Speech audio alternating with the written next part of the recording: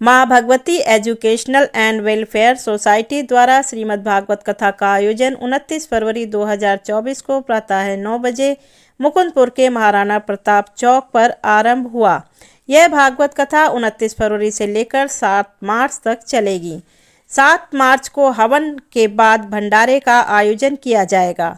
इस भागवत कथा की शुरुआत 11,000 सौभाग्यशाली महिलाओं की कलश यात्रा से हुई। इस भागवत कथा के मुख्य यजमान निगम पार्षद गुलाब सिंह राठौर हैं।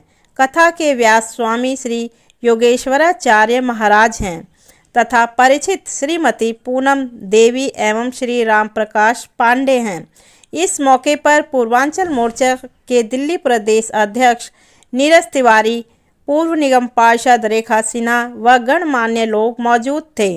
इस अवसर पर मुख्य यजमान गुलाब सिंह राठौर जी का कहना था कि अयोध्या में राम मंदिर रामलला घर में विराजमान हुए और इस कलश यात्रा के माध्यम से देश के माननीय प्रधानमंत्री मोदी जी से निवेदन है कि कर्मयोगी कृष्ण का समय आ गया है और मथुरा में हमारे कृष्ण का मंदिर बनेगा।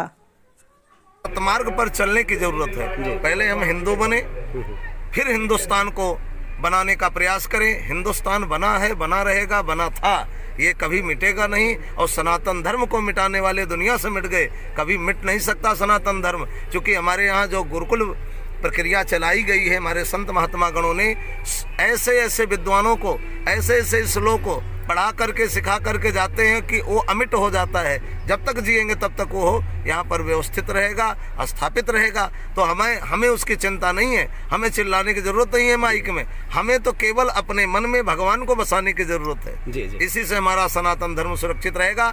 और हिंदुस्तान जिंदाबाद, हिंदुस्तान जिंदाबाद, हिंदुस्तान जिंदाबाद। जी, ओके। जय श्री। और दिल्ली के चहेते और 80% दिल्ली की आबादी का प्रतिनिधित्व करने वाले हमारे हरदिल अजीज नीरज तिवारी जी आज हमारे साथ हैं, भागवत के साथ और भागवत के बाद भी।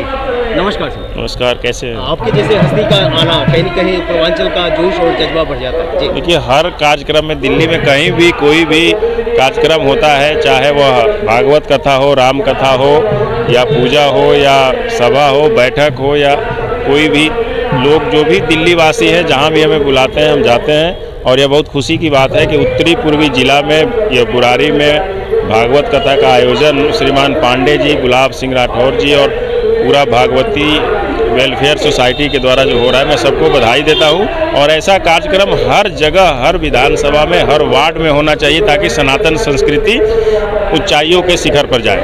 अगर सनातन संस्कृति की बात करें तो 4-3 का कहीं न कहीं समझौता हो गया है, तो उससे कहीं न कहीं सनातन संस्कृति को नहीं देखिए, कोई उससे फर्क नहीं पड़ता। ये दोनों पार्टियां ही समाज और देश विरोधी है। ये लोगों को कोई समाज से और विकास से और दिल्ली की मतलब व्यवस्था और विकास से मतलब नहीं है। इसलिए ये लोग, इन दोनों ने दिल्ली का सर्वनाश किया। और यही दिल्ली के मुख्यमंत्री हैं जिन्होंने कहा था कि मैं मर जाऊंगा, मैं मिट जाऊंगा, लेकिन कांग्रेस के साथ नहीं जाऊंगा। आज उनकी स्थिति देख लीजिए, तो ये तो साबित करता है ना कि वो कितने बड़े झूठे हैं और कितने बड़े देशद्रोही के रूप में और सनातन संस्कृति के खिलाफ काम कर रहे हैं ये।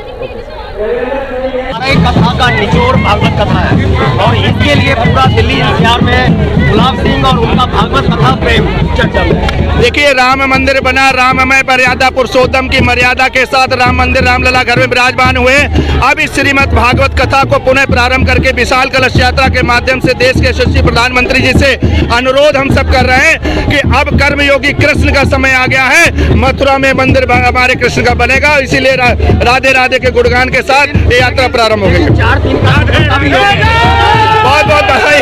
अभी सबका भाव जुड़ा हुआ है। आपका बहुत बहुत धन्यवाद। सभी को आमंत्रित करते हैं, सभी लोग कथा में आए, भागवत में आए, सुने और इसका पूरा लाभ उठाएं आकर के। बहुत बहुत भागवत कथा आपके क्षेत्र में जी ऐसा है कि पूरे दिल्ली एनसीआर में चर्चा का विषय है, तो आखिर क्या है भागवत कथा खास जिससे बन जाता है हमेशा चर्चा का विषय? ये भागवत कथा यहाँ 2011 से शुरू हुआ था, 2015 तक लगातार हुआ।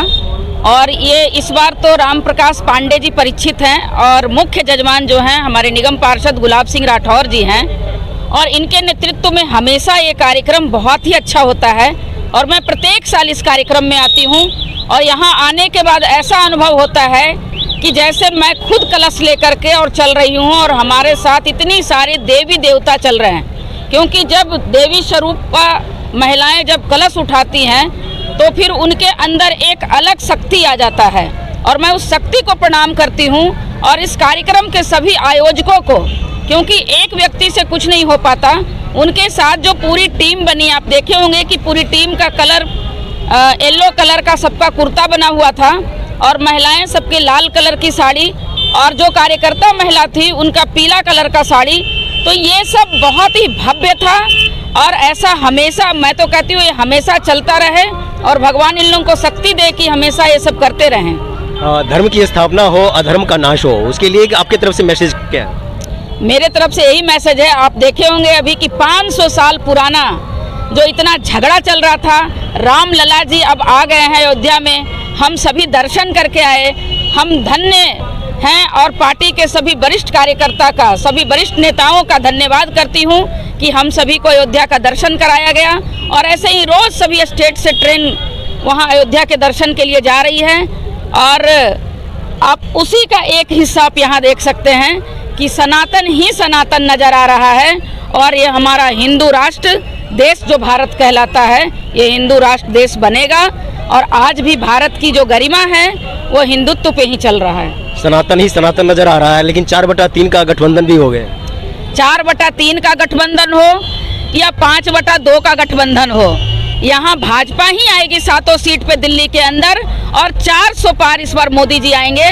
आज इस बात को रेखा सिन्हा कह रही है आपके सामने, इस बात का ध्यान रखिएगा कि 400 पार और दिल्ली में 7 के 7 सीट भाजपा के खाते में आएगी। मैं दंडवत प्रणाम करता हूँ और मेरा सौभाग्य है इनका आगमन हमारे शिव मंदिर के आचार्य पंडित विद्याशंकर शुक्ला जी के माध्यम से इनसे इनका आशीर्वाद मिला और पहली बार ही मिले और स्कूल में मिले और पहली बार ही इनको पता नहीं क्या और किसी से नहीं कहा होगा, लेकिन हमसे स्वामी जी ने कहा कि कामता सिंह आप जो है श्रीमद् भागवत कथा करवाइए यहाँ पर जी।